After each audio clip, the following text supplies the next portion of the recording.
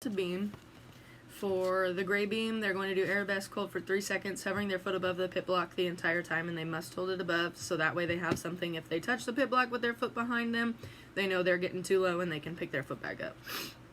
On the other side of the gray beam, they're going to lever to lunge with the pit block to the beam, so touch the pit block to the beam, stand back up with the pit block above your head.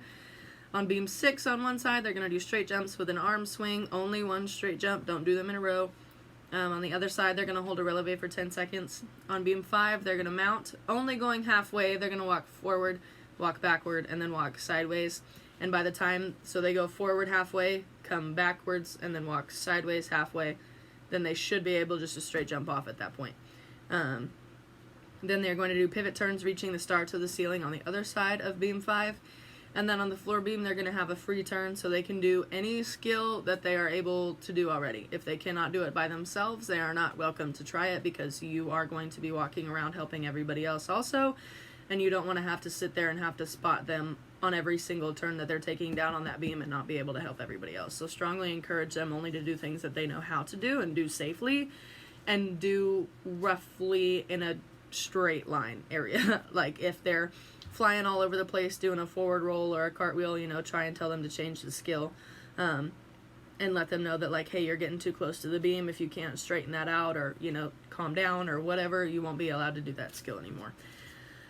For intermediate, they're going to hold passe hold for 2 seconds, arms up on the gray beam. On the other side, they're going to lever to lunge, touching the pit block to the beam. Same thing, intermediate should not really have any issues with these, as long as the progressions from the levers have been done correctly up until this point. You should see kind of an improvement from the start of the year.